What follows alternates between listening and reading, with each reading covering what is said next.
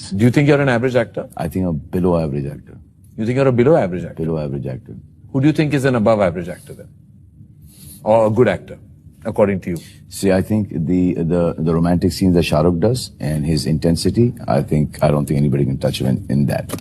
प्रभास जो हर मूवी में सोते हुए एक्टिंग करते हैं, महेश बाबू जिनका फेस एक्सप्रेशन ऑलमोस्ट हर मूवी में सेम ही रहता है, वहीं सलमान खान जिसके पास इतना बड़ा स्टारडम होते हुए भी बंदा कभी भी अपनी एक्टिंग को सीरियसली नहीं लेता। वेल ये बात तो हम सभी को पता है कि इंडियन सिनेमा में कई बड़े स्टार्स आते रहते हैं, उनके साथ उनका स्टारडम भी आता है। स्टारडम के दम पर ही ये स्टार्स बॉक्स ऑफिस पर एक लॉन्ग टाइम तक रूल भी करते हैं, बट फिर एक टाइम पीरियड ऐसा आता है जहाँ ये स्टार्स बिल्कुल ही खत्म हो जाते हैं और लोग इन्हें धीरे धीरे भूल जाते हैं। लेकिन इन सब से हटके कुछ आइकॉनिक स्टार्स ऐसे होते हैं जो अपनी एक्टिंग से अपना स्टारडम खुद क्रिएट करते हैं। उन्हें लोग उनकी एक्टिंग से याद करते हैं, ना कि केवल स्टारडम से। एग्जाम्पल के लिए आप दिलीप कुमार, राजेश खन्ना, अमिताभ बच्चन और रजनीकांत सर को ही देख लो। ये वो स्टार्स हैं जिनकी एक्टिंग इंडियन सिनेमा के लिए अभी भी बेंचमार्क है। लेकिन जब बात आती है आज के स्टार्स की, तब सिचुएशन कंप्लीटली चेंज हो जाती है। आज के बिग स्टार्स के पास स्टारडम तो है, लेकिन जब बात आती है उनकी एक्टिंग की, तो वही average performance, always same face expression, forced energy और जीरो एक्टिंग हर बार कहीं न कहीं दिखाई दे ही जाती है और तब पब्लिक उन्हें खूब ट्रोल करती है। तो अब ऐसे में सवाल ये उठता है कि क्या ये एक्टर्स लिटरली हर मूवी में सेम एक्टिंग करते हैं? अगर हाँ, तो क्यों सेम एक्टिंग करने के बाद भी इनकी मूवीज बॉक्स ऑफिस पर स्ट्रॉन्ग परफॉर्मेंस देती है? क्या कारण है कि एवरेज एक्टिंग के बाद भी इन स्टार्स को मूवीज मिलना बंद नहीं होता? और सबसे बड़ा सवाल, क्या ये स्टार्स कभी फ्यूचर में एक आइकॉनिक एक्टर्स या लेजेंडरी एक्टर बन पाएंगे? वेल, अगर आपने अब तक इस वीडियो को एक लाइक करके चैनल को सब्सक्राइब नहीं किया तो तुरंत कर दें, क्योंकि आपके ये छोटे छोटे एक्शन मुझे काफी सपोर्ट करते हैं। अब अगर हम रिसेंट बिग स्टार्स की एक्टिंग लेवल की बात करें तो इसमें सबसे पहला नाम आता है महेश बाबू का। वही महेश बाबू जो अपने सेम एक ही फेस एक्सप्रेशन के लिए पूरे इंडियन सिनेमा में फेमस है। अब नो डाउट महेश बाबू की फैन फॉलोइंग तेलुगु मार्केट में बहुत ज्यादा है, बट जब बात आती है उनकी एक्टिंग लेवल की, तब मेजोरिटी ऑडियंस उन्हें सेम फेस एक्सप्रेशन वाला हीरो बोलती है। डेफिनेटली महेश बाबू एक गुड एक्टर है, उनकी पर्सनालिटी भी काफी अट्रैक्टिव है। इनफैक्ट मैं खुद महेश बाबू की पर्सनालिटी का फैन हूँ, बट हम यहाँ रोल मॉडल देखने नहीं बैठे हैं। वेल, जब हम महेश बाबू की एक्टिंग को देखते हैं तब ऑनेस्टली उनकी कई मूवीज ऐसी निकलती हैं, या ये बोलें कि ऑलमोस्ट उनकी हर movies same expression, same dialogue delivery और सेम बॉडी लैंग्वेज से ही एंड हो जाती है। अब इंटरेस्टिंग बात ये है कि सेम एक्टिंग करने के बाद भी महेश बाबू की फिल्म्स बॉक्स ऑफिस पर स्ट्रॉन्ग परफॉर्मेंस देती हैं, और इसके पीछे का रीजन है महेश बाबू का स्टारडम। महेश बाबू के पास लॉयल फैंस हैं जो उनकी फ्लॉप मूवीज को भी ब्लॉकबस्टर की तरह सेलिब्रेट करते हैं। महेश बाबू तेलुगु सिनेमा के one of the biggest superstar हैं, और इसी वजह से उनका एक बड़ा loyal fan base already ready रहता है उनकी मूवीज को थिएटर में देखने के लिए, या ये कहें कि उनकी मूवीज के लिए एक कोर ऑडियंस रेडी रहती है उनकी मूवीज को हिट करवाने के लिए। और यही बात तेलुगु डायरेक्टर्स और प्रोड्यूसर्स जानते हैं, और इसीलिए महेश बाबू की same acting, same face expression देने के बाद भी उन्हें बार बार मूवीज मिलती रहती हैं। वेल, अब सबसे बड़ा सवाल ये है कि क्या फ्यूचर में कभी महेश बाबू एक लेजेंडरी एक्टर बन पाएंगे? अब नो डाउट एक एक्टर का सुपरस्टार बनना बड़ी बात है, बट उससे भी बड़ी बात है एक लेजेंडरी एक्टर बनना, वैसा एक्टर जिसे लोग सदियों तक याद रखे। वैसे तो महेश बाबू की फ्यूचर अपकमिंग मूवीज देखने के बाद ऐसा नहीं लगता कि वो कभी एक लेजेंडरी एक्टर बन पाएंगे। वैसे इस पर आपका क्या ओपिनियन है, नीचे कमेंट में जरूर बताएं। अब आते हैं बॉलीवुड इंडस्ट्री की ओर। देखा जाए तो बॉलीवुड में बकवास एक्टर की कमी नहीं है, बट आज हम उनकी बात नहीं करने वाले हैं। आज हम बात करने वाले हैं एक ऐसे एक्टर या सुपरस्टार की जो एक टाइम पर अपनी आइकॉनिक एक्टिंग के लिए काफी फेमस हुआ करता था। वेल, यहाँ मैं बात कर रहा हूँ सलमान खान की। सलमान खान एक ऐसा एक्टर जिसके स्टारडम को डिस्क्राइब करने की जरूरत नहीं है। एक टाइम था जब सलमान खान का करिश्मा पूरे बॉलीवुड पर छाया हुआ था। उनकी एक्टिंग, उनका स्क्रीन प्रेजेंस और उनकी एंट्री सीन सब कुछ परफेक्ट हुआ करता था। लोग थिएटर केवल सलमान को देखने जाते थे, बट आज ये सिचुएशन कम्प्लीटली चेंज हो चुकी है। आज सलमान खान एक्टिंग से इतना दूर हो चुके हैं कि उन्हें एक्टिंग के फील्ड में भी ढूंढना काफी मुश्किल हो गया है।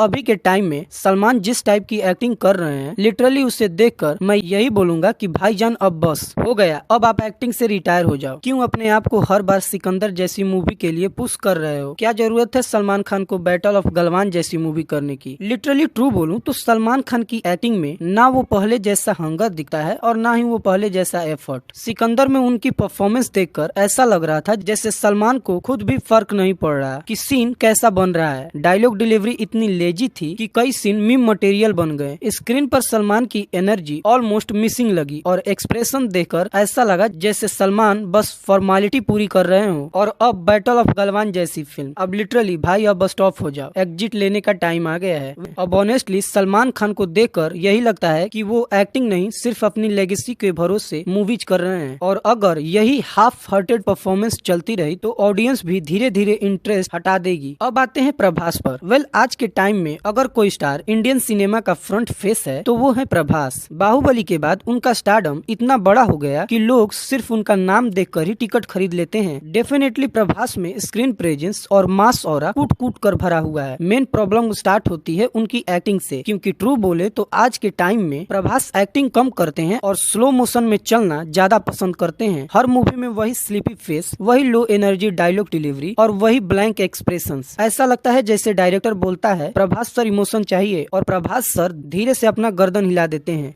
पहले वाले प्रभास में एक अलग ही नेचुरल चार्म हुआ करता था। अब प्रभास की छत्रपति और डार्लिंग मूवी को ही देख लो, उसमें प्रभास की एक्टिंग टॉप लेवल की थी। बट अब प्रभास की एक्टिंग देखकर ऐसा लगता है जैसे वो हर फिल्म में बाहुबली वाला ऑरा फिट करना चाहते हैं। और जब बात आती है डायलॉग डिलीवरी की तो भाई साहब ऐसा लगता है जैसे उन्हें खुद नींद आ रही हो और लाइंस बोलते टाइम उनकी एनर्जी इतनी लो होती है कि इंटेंस सीन भी नॉर्मल कन्वर्सेशन जैसा लगने लगता है। कई बार उनके सामने वाला एक्टर उनसे ज्यादा एफर्ट डालता हुआ दिखाई दे देता है और प्रभास बस स्टार प्रेजेंस के भरोसे अपना सीन निकाल देते हैं। नो डाउट प्रभास का स्टारडम अभी भी ह्यूज लेवल का है, इसमें कोई डाउट नहीं है। लेकिन एक्टिंग वाइज देखा जाए तो प्रभास धीरे धीरे ऐसे एक्टर बनते जा रहे हैं जिनकी मूवीज तो बड़ी होती हैं पर परफॉर्मेंसेज याद नहीं रहती। अब एक और एक्टर हैं जिनका नाम है अजय देवगन। एक टाइम था जब अजय देवगन सच में शानदार एक्टिंग करते थे। उनकी मूवीज में एक्टिंग फील होती थी, सीरियस सीन हो या इमोशनल सीन वो नेचुरली परफॉर्म किया करते थे। कंपनी, गंगाजल, the legend of Bhagat Singh जैसी मूवीज में उन्होंने दिखाया कि वो कितने स्ट्रॉन्ग एक्टर हैं। लेकिन अब उन्हें देखकर ऐसा लगता है जैसे अजय देवगन ने एक्टिंग में एफर्ट डालना ही कम कर दिया है। आजकल उनकी ज्यादातर परफॉर्मेंसेज एक जैसी लगती हैं। हर मूवी में वही सीरियस फेस, वही धीमी डायलॉग्स और वही low energy performance. Angry scene हो तो बस आंखें बड़ी कर लेते हैं। कॉमेडी सीन में भी वही सीरियस एक्सप्रेशन चलता रहता है। सबसे बड़ी प्रॉब्लम ये है कि अब उनकी एक्टिंग में वेरिएशन बहुत कम दिखता है। कई बार ऐसा लगता है जैसे वो कैरेक्टर नहीं निभा रहे हैं, बस अपने आप को स्क्रीन पर प्ले कर रहे हैं। ऑडियंस पहले उनकी एक्टिंग से कनेक्ट हो जाती थी, लेकिन अब कई मूवीज में उनकी एक्टिंग बोरिंग फील होने के कारण उन्हें लोग इग्नोर करने लगे हैं। उनके डायलॉग डिलीवरी भी ऑलमोस्ट हर फिल्म में सेम ही लगती है। ऐसा लगता है जैसे वो हर लाइन को सेम टोन में बोलते हैं। अजय देवगन आज भी टैलेंटेड एक्टर हैं, इसमें कोई डाउट नहीं है, लेकिन अभी भी उनकी एक्टिंग में वो फ्रेशनेस और एफर्ट नहीं दिख रहा जो पहले दिखता था। अब लास्ट एक्टर है सनी देओल।